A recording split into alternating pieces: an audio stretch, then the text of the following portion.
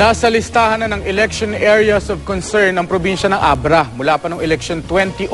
Kaya naman tinututukan itong maigi ng mga otoridad ngayong taon. Mula Abra, makibalita tayo live kay Bridget Mayor ng GMA Ilocos. Bridget.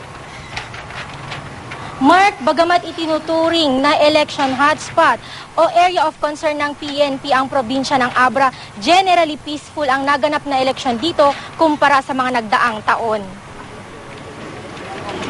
Nakatanggap ang news team ng impormasyon na nagkaroon ng barilan sa Tayum Abra pero wala naman kaming naabutang gulo ng respondihan namin ito. Ayon sa pulisya, maraming beses na silang nakakatanggap ng impormasyon tungkol sa umano'y insidente ng barilan sa naturang lugar. Kaya naman patuloy ang pagmamatsyag ng kapulisan para mapanatili ang kaayusan sa probinsya. Samantala, iprinoklama na ang bagong mayor ng bayan ng Bangged na si dating Mayor Dominic Valera. Higit 4,000 boto ang lamang niya sa kalabang si re-electionist Ryan Luna. Nakakuha ng 12,588 votes si Valera, habang 8,397 votes naman kay Luna. Nanalo rin ang running mate ni Valera na si re-electionist Vice Mayor Alan Shares. Mark, nagpapatuloy ngayon ang bilangan sa Provincial Board of Canvassers.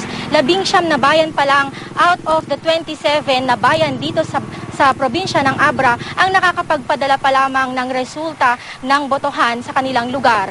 Yan muna ang latest mula dito sa probinsya ng Abra. Bridget Mayor, Nagbabalita, Pilipinas.